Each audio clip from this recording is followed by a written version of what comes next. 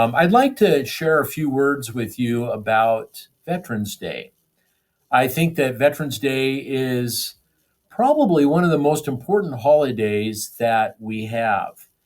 And when you think about, okay, Independence Day, July 4th, we declared our independence and our freedom from the King of England, okay, many, many years ago, 1776.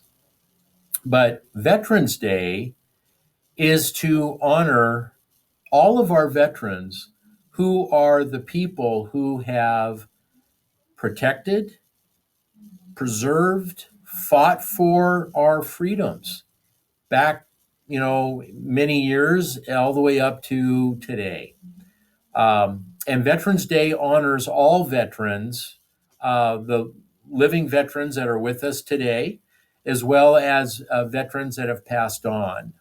This day is to honor all of them and the incredible sacrifice that they have made with with the process of preserving, fighting, keeping our freedoms, the freedoms that we have, the freedoms that we all enjoy, and freedoms that many, many people in the world, both in the past as well as today, don't have. And so it's an incredibly important day, and it's always honored on November 11th. And when we have the day lands, and when November 11th is on a Saturday, then we have the Friday off from school. And when the November 11th is on a Sunday, then we will have that following Monday off from school. And it's one of the very few holidays in the year that is honored in that fashion. And so this year it's on a Wednesday. And so we have school on Tuesday. We honor Veterans Day on Wednesday, and then we're back to school on Thursday. So it is kind of unusual, but it's important in the feelings and thoughts, minds of veterans that we honor that day and maintain its historical value that that day has. And rather than talking to you about the historical background and value of it, because you'll be going through some an exercise and maybe hearing from others about the history. So I won't go into that today, but I would like to mention a little bit about the difference between Memorial Day and Veterans Day, because there's often confusion with that. Memorial Day comes out of the Civil War, where people after the war wanted to decorate the graves of those soldiers that had been killed during the war. And then after the war, the soldiers that ended up dying, after the war, also to decorate their graves. And it was originally a holiday called Decoration Day. And all of the states in the Union eventually had Decoration Day as a holiday. Washington incorporated Decoration Day as May 30th and it was in 1891 was when they first had an honored Decoration Day to decorate the graves to honor those that had been killed in the Civil War. And then as time evolved and passed, we incorporated that holiday to include not just the Civil War, but all wars, people that had died in service, and then later on, people that had served but then had passed on, and then now we use the holiday to just honor our family members, whether they're service members or not, but we'll honor them on Memorial Day as well, which is now usually the last Monday in May. Trying to think, or the fourth Monday in May, I think is what it is. So that's Memorial Day, and whereas Veterans Day honors all veterans, both living and those that have passed on, we honor them on November 11th. And so, a little background, or a little story, I should say, family story, that ties in both Memorial Day and Veterans Day with with me. So I was born into a family that had a lot of veterans, but it was a family that had a strong tradition of every Memorial Day going to the cemeteries and cleaning up the headstones and leaving flowers and leaving flags for those that had served. Um, and that's just what we did. Every Memorial Day weekend, we always did that. And that's the way I was raised. And when I was about 6 or 7, I'm a little bit in the way, kind of a pain in the rear. And my dad said, "Okay, you take care of Mr. Almquist." And so Mr. Almquist, his headstone was right next to my great grandmother's grave, and it still is.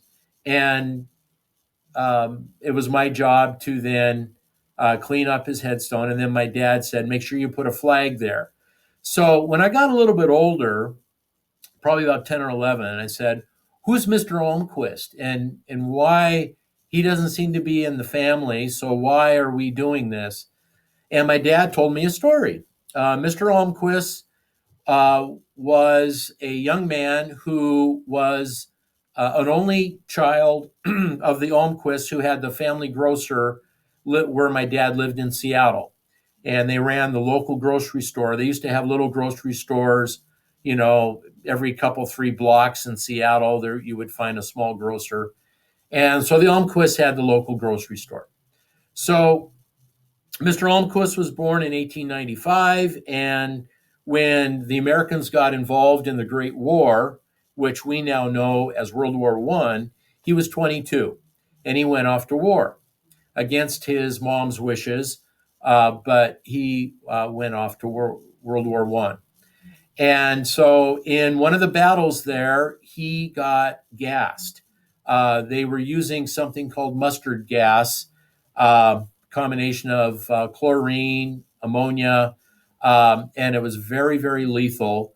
And so he breathed in a bunch of that, survived the war, came back home, looked fine, and um, but he had a small cough, but again, nothing really too bad initially.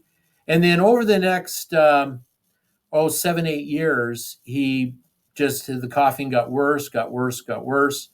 My dad, who was about 15, 16 at the time, would go to the grocery store and talk to him, and they developed a friendship. And My dad basically saw Mr. Almquist pretty much cough himself to death. And by the age of 29, Mr. Almquist died. He's not considered a casualty of the war, but thousands and thousands of these young soldiers, when they came home who had been gassed, ended up dying very young, and their lungs were ruined. They just basically coughed up their lungs and died. And so he's not considered a casualty of the war, but he really was. And so the Almquist family, um, had burial plots close by where the Garrisons were. And so Mr. Almquist was buried there. But they didn't, after Mr. and Mrs. Almquist died, they didn't have any other children, and there was no other family members to take care of them. So we've always done that. And when my son was a pain in the rear, when he was about 6 or 7, when we would go to the cemeteries, I put David in charge of Mr. Almquist. And so for the next 10, 13 years, yeah, about 10, 12, 13 years, um, before David moved away from home, he would take care of Mr. Almquist. And to this day, whenever we talk with him on Memorial Day, he lives in Oklahoma now. He asked, "Well, did you make sure that you took care of Mr. Almquist?" And he said, "Yep, yeah, we do." And we always have a flag there for him.